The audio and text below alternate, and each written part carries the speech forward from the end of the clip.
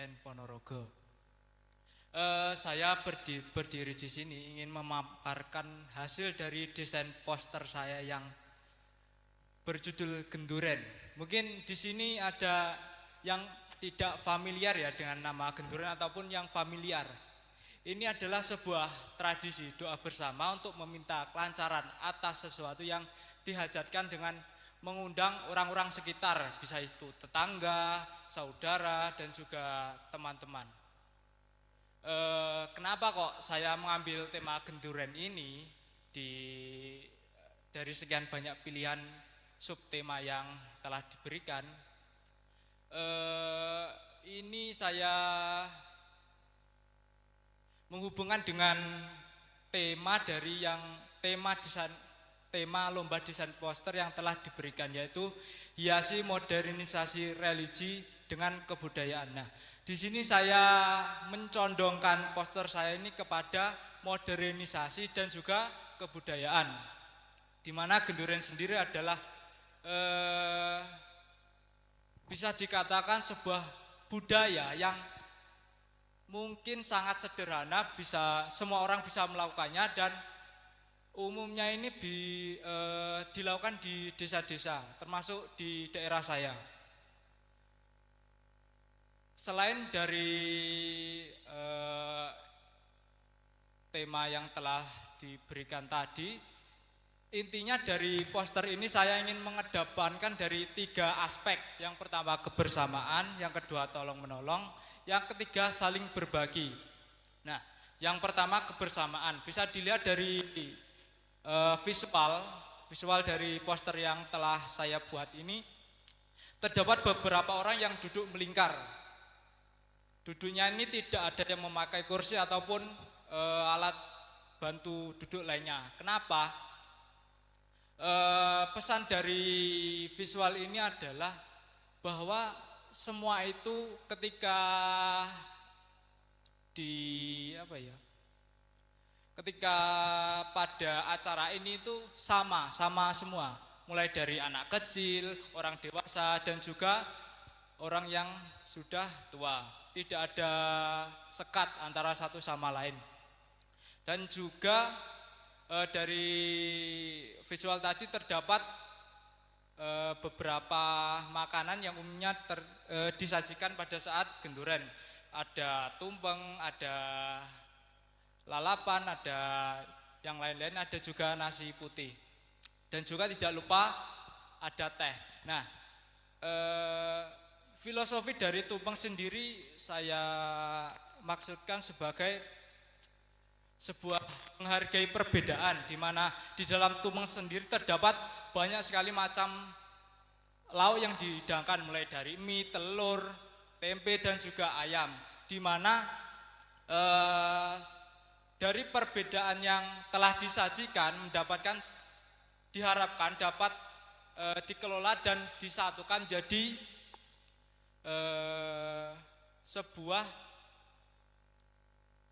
sarana untuk menghargai perbedaan, seperti itu.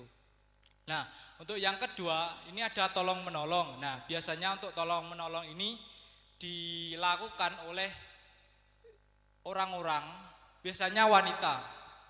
Biasanya tolong menolong ini dilakukan ketika persiapan Genduren, sebelum diadakan acara ini, seperti mungkin bisa memasak, bisa membuat bumbu, menyiapkan yang lainnya, seperti itu. Nah, yang ketiga ini saling berbagi, di mana ketika Genduren ini diadakan menjadi sarana kita untuk bersedekah kepada orang-orang yang membutuhkan. Mungkin orang yang makan ayam itu hanya sebulan sekali, setahun sekali. Lah, pada saat Genduren ini merupakan kesempatan bagi mereka untuk merasakan apa yang telah kita rasakan. Nah, biasanya Genduren ini diadakan seperti untuk acara tasyakuran, khitanan, kirim doa, dan lain-lain. Untuk yang terakhir, kenapa kok saya memilih Genduren ini? Ini mungkin bisa dikatakan sebagai sarana kita untuk mempererat tali silaturahmi antara satu sama lain, ya mungkin antar tetangga kita jarang bertemu, jarang berkomunikasi, antar saudara yang rumahnya jauh lah.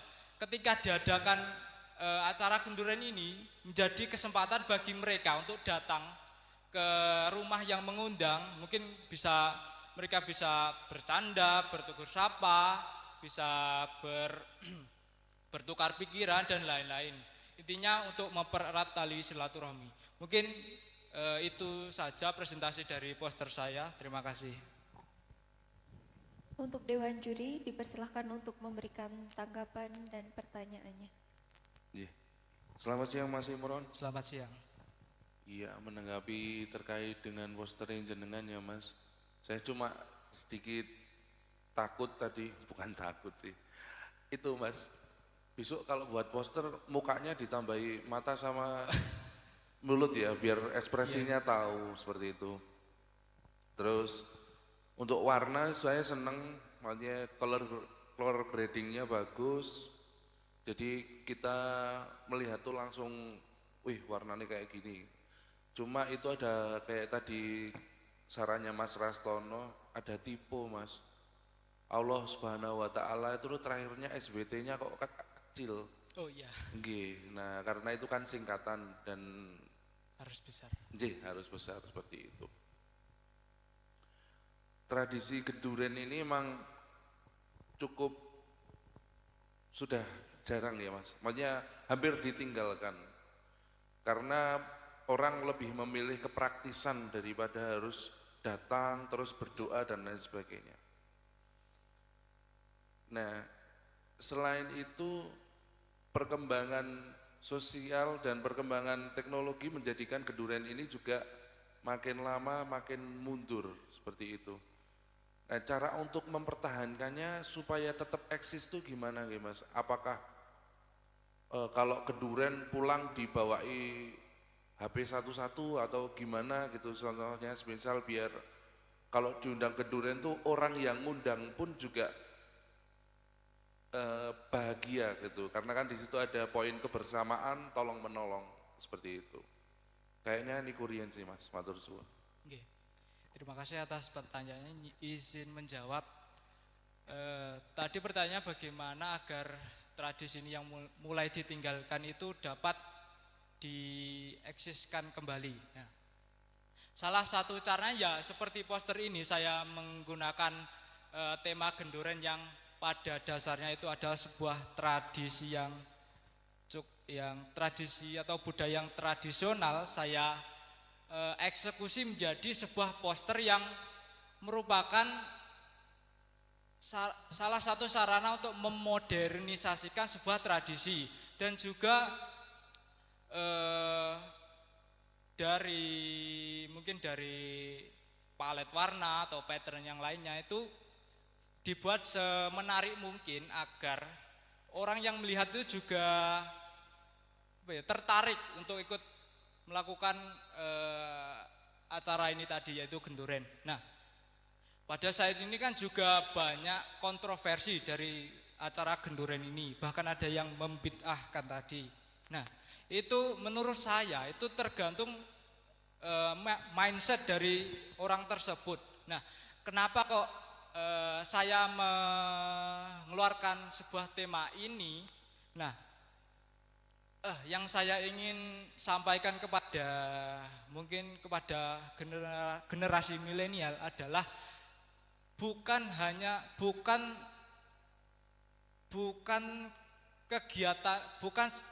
kegiatannya yang disalahkan, tetapi nilai-nilai yang terdapat di dalam kegiatan ini tadi kan ada banyak, ada kebersamaan, tolong menolong, dan saling berbagi. Itu juga sekarang itu sudah mulai ditinggalkan.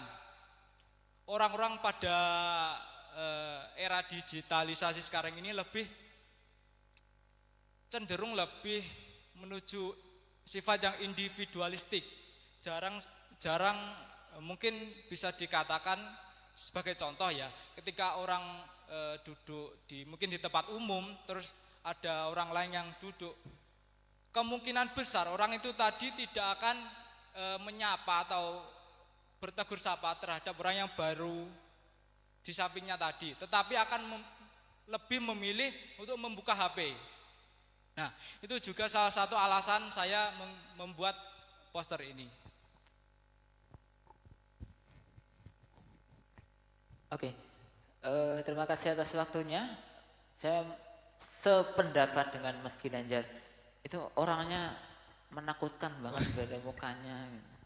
Saya pas pertama kali lihat begitu, apa yang paling saya tangkap itu karena yang paling kontras. Sekarang saya mau nanya gini, Mas, itu alasannya kenapa nggak ada mukanya? Dijawab terlebih dahulu coba. Izin menjawab, kenapa kok tidak ada, mungkin ada mata, ada hidung, ada mulutnya. Saya itu pernah baca di sebuah internet bahwa untuk menggambar makhluk hidup atau seseorang yang mungkin seluruh badan itu tidak boleh. Jadi saya akali dengan menghilangkan mukanya dan juga jari-jarinya agar tidak meniru ciptaan dari Allah Subhanahu wa taala, seperti itu. Oh gitu alasannya. Kita baru tahu alasannya ternyata itu. Oke, kemudian gini Mas, yang saya tangkap dari poster ini itu kan tentang genduren. Genduren itu kan sangat kental dengan budaya kita orang Indonesia, terutama orang Jawa. Nah, saya mau nanya lagi, alasannya kenapa talentnya itu kok seakan-akan kayak mirip orang-orang Timur Tengah, gak identik dengan orang Indonesia. Kalau Indonesia kan pakai peci, pakai batik, pakai sarung, kental banget dengan kenduren. Ini kenapa kok talentnya begitu? Izin menjawab, kenapa kok untuk baju atau outfitnya itu lebih ke gamis dan juga baju koko, kenapa tidak seperti kemeja atau batik? Dikarenakan ini kan ini kan sebuah tradisi yang berasalnya dari Jawa dan sekarang ini lebih ke arah bisa dikatakan agamis. Nah, saya mendesain dengan baju seperti itu agar kesannya itu tidak kejawen, tidak terlalu Jawa.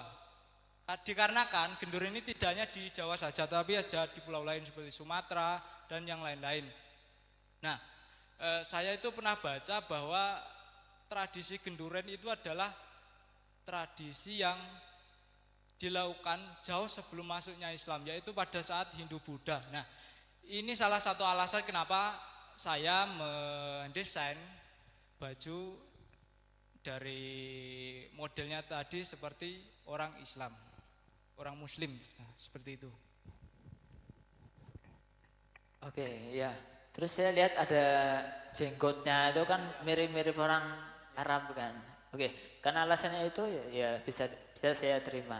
Kemudian gini, saya lihat lagi di materinya ya. Kalau dari judul itu kalau saya lihat kurang kontras Mas.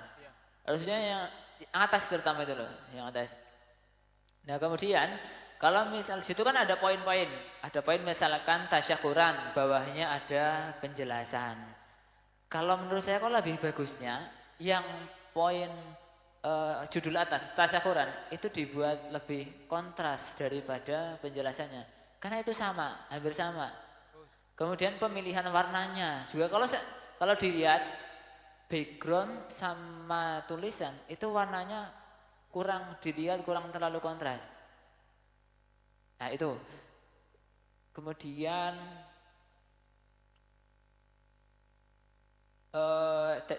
judulnya lebih ditonjolkan lagi, begitu. Kemudian ini ada barcode di situ kan? Ada barcode. Kok kalau saya lihat tata letaknya mengganggu pemandangan. Itu kan motong badan, ya kan? Ya. Kalau misalnya ya nanti diakali biar barcode itu dilihat tuh enak gitu, eye catching gitulah bahasanya. Kemudian ya ini kalau saya lihat dari materinya bagus, kenduren, jadi lebih spesifik dari sisi budayanya. Mungkin itu saja tanggapan dari saya. Kalau mau ditanggapi silakan, dari saya cukup. Assalamualaikum warahmatullahi wabarakatuh. Baik, terima kasih dari para juri atas pertanyaan dan tanggapannya. Sekian presentasi dari saya. Wassalamualaikum warahmatullahi wabarakatuh. Wah.